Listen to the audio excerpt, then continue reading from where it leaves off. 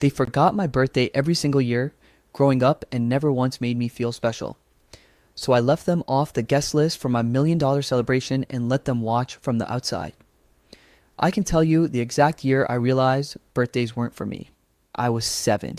Back then, I still thought maybe just maybe the reason my parents skipped my birthdays before was because of bad timing or work stress or because they were saving for something bigger. That's the story I told myself every year when my day passed without cake, without balloons, without so much as a wrapped present on the kitchen counter. But when I turned 7, there was no excuse left that could make it okay. It was a warm Saturday in April. I remember because my sister Jessica's birthday had been 3 weeks earlier, and my mom had thrown her the biggest backyard party you could imagine.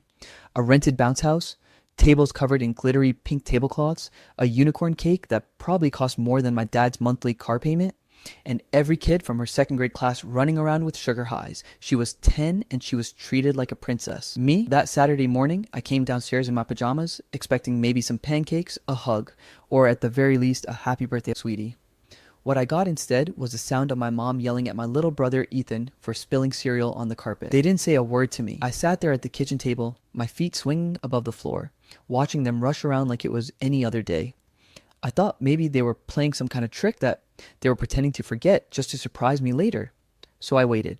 I stayed quiet all morning, my little heart thumping with hope. By lunchtime, nothing had happened. My dad asked if anyone wanted to go to Home Depot with him. My mom was folding laundry. Jessica was sprawled on the couch texting her friends. No one looked at me. No one remembered. That night, I overheard my mom on the phone with Aunt Karen. She laughed and said, "Oh, we didn't do anything for Avery's birthday. She's mature for her age. She doesn't need all that fuss." I can't even explain how small that made me feel. I wanted to scream. I wanted to cry loud enough for the whole neighborhood to hear. But instead, I went back to my room, sat on my bed, and stared at the little pile of coloring supplies I had set out the night before, the ones I thought we'd use to make decorations together. It became a pattern after that. Jessica's birthdays were always big, Ethan's too. Even when money was tight, there was somehow always enough for his dinosaur-themed parties, his video games, his new clothes. My birthdays, if they remembered at all, it was with a quick hug in the hallway or a gas station cupcake left on the counter. One year, when I was 10, I decided to take matters into my own hands. I walked to the grocery store with the quarters and crumpled dollar bills I'd saved from doing chores for neighbors. I bought a cake mix, frosting, and some candles.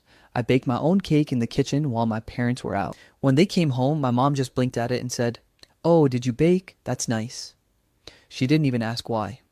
That was the year I stopped hoping for change. Middle school was worse. Not only did my family still ignore my birthdays, but now my friends started noticing. They'd ask me what I got, what I did, and I'd have to lie, make up some story about going out for dinner or getting a cool gift.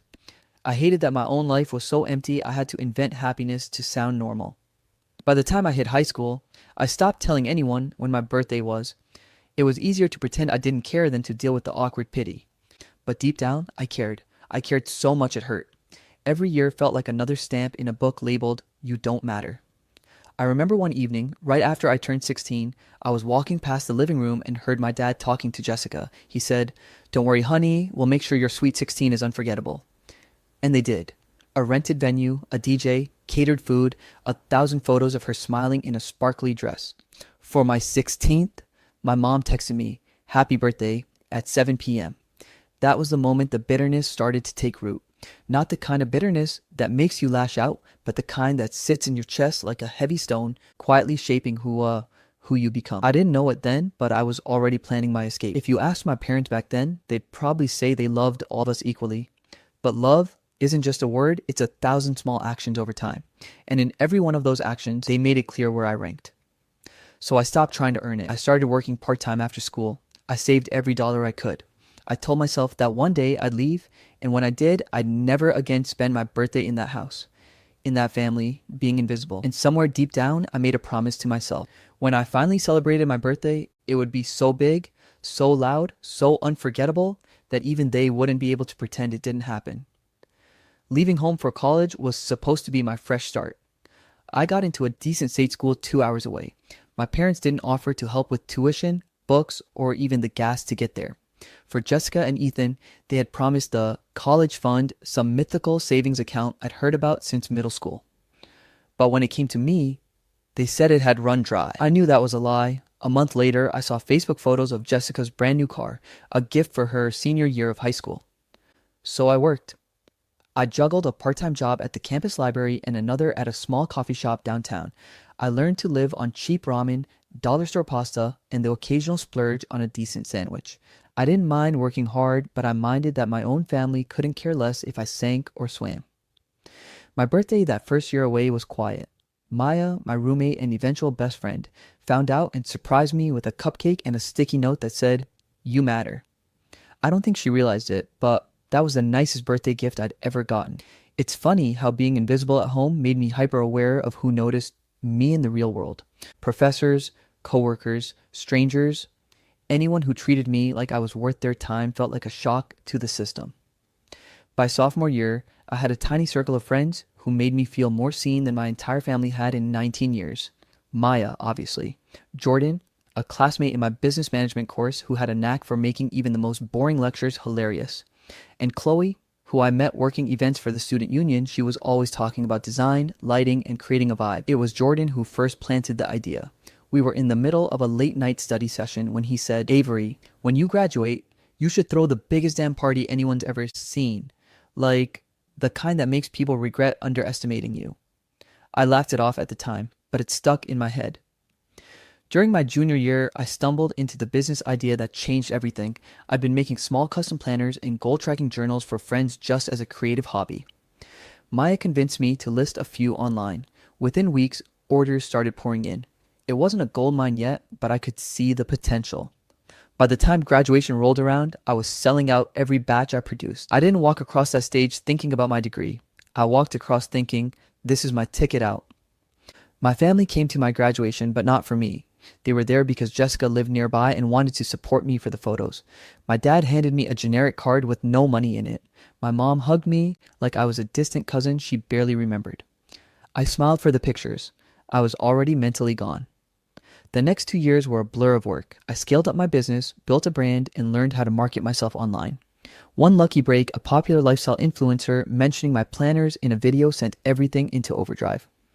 By 25, I wasn't just surviving, I was thriving. I had a downtown apartment with floor-to-ceiling windows, a growing savings account, and a calendar full of projects. People in my industry knew my name. And yet, I couldn't shake the itch. The one that whispered, "They still don't see you."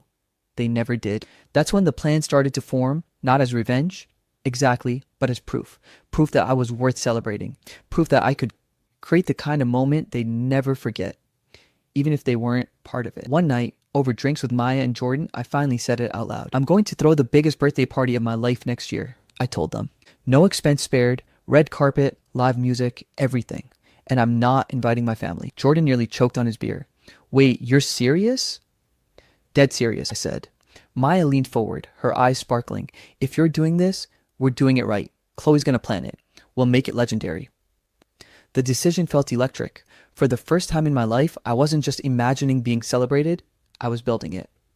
I gave myself a year to plan, a year to make sure that when the night came, it would be so extraordinary that even my parents, watching from the outside, would feel it in their bones.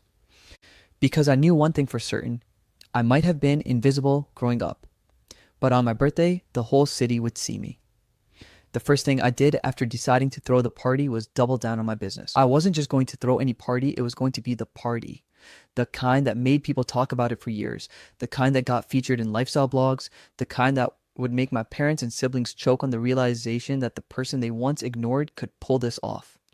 The year leading up to it became a blur of work and growth. My planner brand was already doing well, but I knew if I scaled it strategically, I could fund this entire event without even touching my savings. I hired a small team, a social media manager, a fulfillment assistant, and eventually a marketing strategist. We started pushing limited edition designs, collaborating with influencers, and expanding into related products, desk organizers, digital planners, and even a subscription box. 1 month, we sold out in under 4 hours. The numbers were insane. That's when it hit me. I wasn't just doing well, I was rich. By the time my 27th birthday was 9 months away, I had cleared my first million in profit. I celebrated by taking Maya and Jordan to dinner at a rooftop restaurant. Halfway through dessert, I told them, "It's time to call Chloe." Chloe Martinez had graduated into one of the most in-demand event planners in the city. I hadn't seen her since college, but when I reached out, she responded within minutes. Tell me the date, the budget, and the vibe, and I'll make it happen. When I told her the budget, she actually sent back a voice memo laughing in disbelief. Avery, she said, you could throw a party that would make the Met Gala look like a backyard barbecue. We started planning immediately. The venue, a historic ballroom downtown with crystal chandeliers, floor-to-ceiling windows, and a grand staircase that practically demanded a dramatic entrance. The entertainment, a live band, and a surprise guest performer. The food, 5-star catering, specialty cocktails, and a dessert table that would put Willy Wonka to shame. Everything was custom. The invitations, the lighting, even the scent pumped into the room. Chloe's design sketches looked like something out of a dream. But there was one unshakable rule. My immediate family wasn't on the guest list. Around this time, my parents started hearing murmurs about the party. A cousin mentioned it to my mom at a family barbecue. She apparently assumed, without even asking me, that she and the rest of them would be invited. That assumption was exactly what I wanted. Because when the invitations went out thick, gold foiled envelopes that looked like they belonged in a movie, there were none for them. I sent one to Aunt Karen because she was the only one in my family who had ever made me feel seen. I didn't even hesitate. The buzz around the party started to grow. Friends posted teasers on Instagram. Local blogs picked up on it after someone spotted Chloe touring the venue with me. By the time we were 3 months out, people were messaging me, begging for an invite. It was everything I'd dreamed of. And yet, underneath all the excitement, there was this quiet anticipation. Not for the party itself, but for the moment my parents would realize they weren't welcome.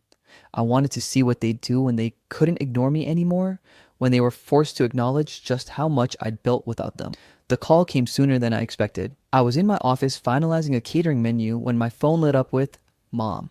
I answered, keeping my voice casual. "Hey, so," she said, stretching out the word, "what should we wear to this big party of yours?" I leaned back in my chair. "What do you mean?" "Your birthday party," she laughed. "Jessica said it's going to be huge. We're all excited to come." I let a pause hang in the air just long enough to make it awkward. "You're not invited." Silence. Then, "Excuse me?" "I said you're not invited," I repeated. My tone was calm, almost businesslike. "This is for people who have made me feel special over the years. You haven't." She sputtered something about me being dramatic and holding grudges, but I cut her off. "Mom, you forgot my birthday every year. Every single year. You never celebrated me. This is my celebration, and you won't be there." She tried guilt. She tried anger. Eventually, she hung up. I sat there, staring at my phone, my heart pounding, not with regret, but with satisfaction. The countdown had officially begun. After that phone call with my mom, things got loud. It started with texts, first from her, then from Jessica, then from Ethan. They all had the same theme. "You're being ridiculous. We're family. Family should be there." I didn't reply. Then came the calls from relatives I barely spoke to: my uncle, my mom's cousin, even my dad's old fishing buddy. Apparently, my mom had been working the phones, painting herself as the victim of some cruel, spoiled child who was excluding her for no reason. Aunt Karen called me too, but unlike the others, she didn't start with accusations. "Sweetheart," she said gently, "your mom's making a fuss. I know there's a history here, but are you sure this is how you want to handle it?" "Yes," I said without hesitation. "She's had nearly 3 decades to make me feel like I mattered. She chose not to. This party isn't for her." Aunt Karen sighed. "Then I'll see you there, and I'll wear something fabulous so she knows what she's missing." God, I love that woman. Chloe, meanwhile, was in full production mode. The invitations had gone out, the RSVPs were rolling in, and every confirmed guest seemed more excited than the last. We were talking industry leaders, influencers, old college friends, and even a few minor celebrities. Each yes felt like a little victory. Not because of their status, but because every single one of them had been handpicked. Every single person on that list had either supported me, celebrated me, or stood by me when I needed it.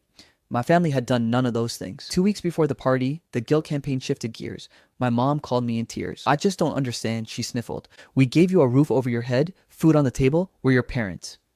"A roof and food are the bare minimum," I said flatly. "You don't get a medal for that. You never gave me love. You never celebrated me." "That's not true," she protested. "You were always so independent. We thought you didn't care about that stuff." I let out a bitter laugh. "You never asked. You assumed. And now you're reaping what you sowed." Click. She hung up. The week before the event, Jessica sent me a long, rambling Facebook message. She started by bragging about how she'd been telling her friends she was going to the biggest party of the year, then pivoted to calling me selfish for not including my own blood. I deleted it without replying. I could feel it building, their frustration, their desperation. The more public excitement there was about the party, the more it became clear to them that they were being left out of something monumental. And I loved it. Finally, the night before the big day, Ethan texted me. Mom and Dad are planning to show up anyway. Just warning you. I didn't even blink. I'd anticipated this. That's why I'd hired security. I messaged Chloe, make sure the door team knows my parents' faces. No exceptions. Her reply was immediate. Done. If they try anything, they won't even get within 10 feet of the entrance. On the morning of my birthday, I woke up in my penthouse apartment, sunlight spilling across the room, my phone buzzing with early wishes from friends and business partners. Maya had already dropped off a gift, a leather-bound journal with my initials embossed in gold. For once, I felt celebrated before the day had even begun. By the time evening rolled around, the venue was glowing. Chandeliers sparkled, tables shimmered with crystal glasses, and a red carpet stretched out from the entrance to the street, lined with photographers. The air smelled faintly of vanilla and gardenias. Chloe's idea to set the mood. I stepped out of the limo in a deep emerald gown, the kind that hugged in all the right places. Cameras flashed, guests cheered. Inside, the band was playing a jazz version of one of my favorite songs. It was everything I'd ever imagined. And outside, just beyond the velvet ropes, I spotted them. My parents, Jessica, Ethan, standing there, watching. Security kept them at bay exactly as instructed. I smiled, nodded at them, but at guests waiting for me inside. My night had finally begun. The moment I stepped inside, the noise of the outside world faded away. The ballroom was alive. Warm golden light spilled from the chandeliers, casting everything in a soft, almost dreamlike glow. The air was filled with the hum of conversation, clinking glasses, and the smooth notes from the live band. People were laughing, hugging me, complimenting the gown, telling me how stunning everything looked. And it did. Chloe had outdone herself. The tables were draped in ivory linens, topped with cascading floral arrangements that smelled like fresh spring mornings. Waiters floated between guests carrying trays of champagne flutes and bite-sized hors d'oeuvres so delicate they looked like art. For the first time in my life, I felt like the main character. I worked my way through the room, greeting old friends and new business connections, posing for photos and soaking in every single second. Maya and Jordan stuck close, making sure my glass was never empty and that I was having the time of my life. But every so often, I'd glance toward the tall windows at the front of the venue. Through the glass, past the glittering reflections of the chandeliers, I could see them. My parents, Jessica and Ethan, standing behind the velvet ropes in the cool night air. Watching. They didn't belong here, and they knew it. Halfway through the evening, as I was chatting with a small group near the dessert table, Chloe approached. They've tried 3 times to get in, she murmured. Security's handling it, but your mom's making a scene. I didn't even turn my head toward the door. Let her. Just make sure no one takes a video inside that ruins the vibe. But of course, outside, plenty of people were recording. Later, during a lull in the music, I stepped onto the stage at the far end of the ballroom. A hush fell over the room. I took the mic and smiled out at the crowd. Tonight, I began, isn't just about me getting a year older. It's about celebrating the people who have made me feel valued, appreciated, and loved. Every single person in this room has been there for me in some way. And I can't thank you enough for showing up not just tonight, but in life. There was applause, cheers, even a few teary smiles. I didn't say it, but I didn't have to. If you weren't here, you weren't one of those people. While the guests danced and the night carried on, I eventually slipped toward one of the tall windows. I don't know why, maybe to see if they'd left. They hadn't. My mom's arms were crossed, her expression sour. My dad was speaking to one of the security guards, clearly trying to negotiate. Jessica was scrolling on her phone like she was bored. Ethan looked uncomfortable, hands shoved in his pockets.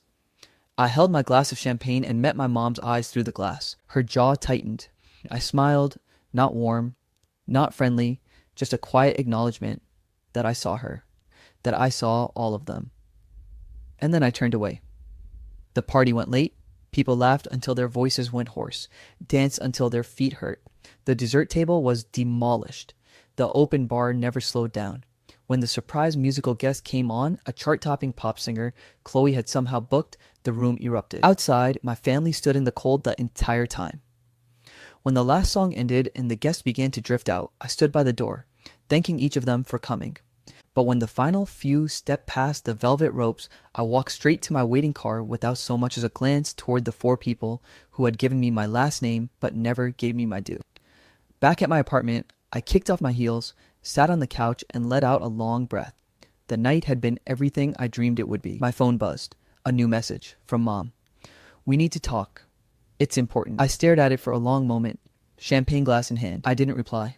Not yet. Update 1. Hey everyone, it's Avery. I didn't expect so many people to read my post, let alone blow up like this.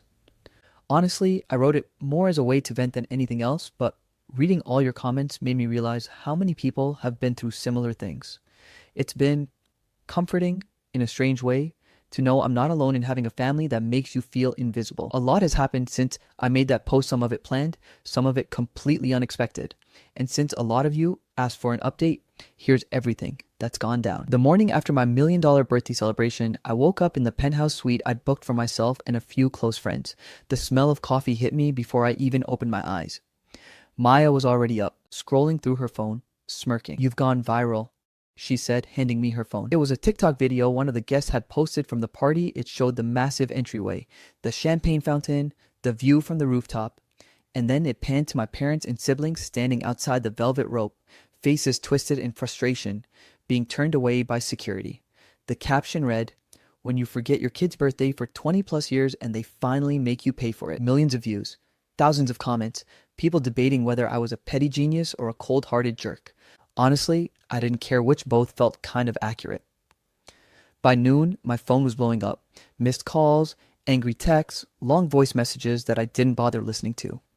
Jessica sent the first text. "Jess, WTF, Avery? You humiliated us in front of half the city." Me: "You mean the same way you all made me feel for years?" Jess: "It wasn't that serious." Me: "It was to me." Ethan's text was shorter but way more bitter. Ethan: "Enjoy your money. Don't expect a family anymore." My dad's voicemail was a mix of yelling and guilt tripping. Something about family being more important than grudges and "I can't believe you would stoop this low." My mom didn't even call me directly. She just posted a Facebook rant about entitled kids these days forgetting their roots. Roots? My roots were years of being ignored, dismissed, and forgotten. No thanks. 2 days later, I got an unexpected knock at my door. It was Aunt Karen. She's the only one in the family who's ever actually remembered my birthday. She used to send me small gifts or even just a card when I was a kid. Sometimes the only acknowledgement I got. When I opened the door, she didn't say anything at first. She just hugged me. "I saw the video," she said finally, "and honestly, good for you." That meant more than I can put into words. We talked for hours about the family, about how she'd noticed how badly they treated me but never knew how to intervene without making things worse. She admitted she'd almost skipped the party out of guilt, afraid it might make her look complicit. But in the end, she wished she'd been there to support me.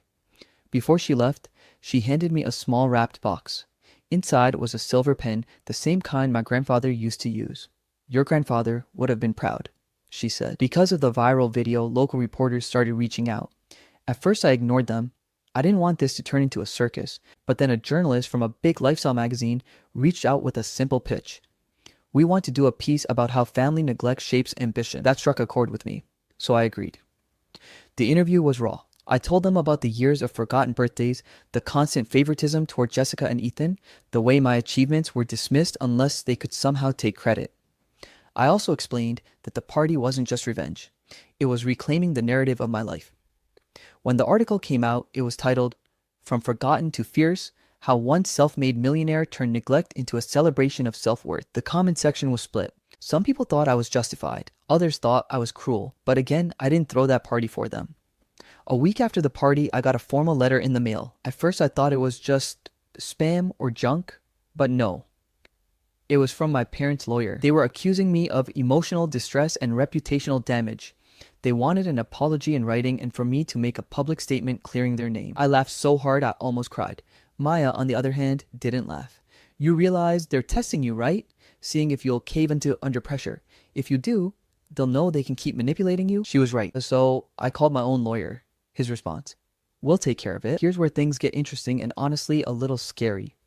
My lawyer suggested that instead of just responding to the letter, we could preemptively file for a restraining order if the harassment continued. He also mentioned that if my parents keep making public statements about me, I could have grounds for a defamation case. Meanwhile, Aunt Karen told me that behind closed doors, the rest of the family is furious, not just because of the party, but because I'm finally standing up for myself. Apparently, Jessica is worried I might air more dirty laundry and ruin her reputation with her social circle. The thing is, I'm not even trying to ruin anyone. I'm just living my life without them. But the more they push, the more tempting it becomes to tell the whole story, not just about the birthdays, but everything else. So yeah, That's where we are right now. I'm not backing down. I'm not apologizing. And if they keep coming after me, they might just regret opening that door. I'll update you all if no when something else happens. Update 2. I didn't think anything else could surprise me after my family's meltdown at the glass fence that night, but oh boy, they proved me wrong. The day after the party, I woke up late, groggy and still half floating on the high from the celebration. I was scrolling through my phone, looking at videos people had posted when my notifications started blowing up with tags. Apparently, my mom had gone on Facebook and written a full-blown, heartbroken mother post. I can't believe my own child would humiliate us like this. We raised them, fed them, clothed them, and this is how they repay us? Locking us out of their party? Treating us like strangers? I don't care how much money they have. They'll always be my child, and I'll always love them. But this was the cruelest thing anyone's ever done to me. The comments were split. Some of her friends comforted her.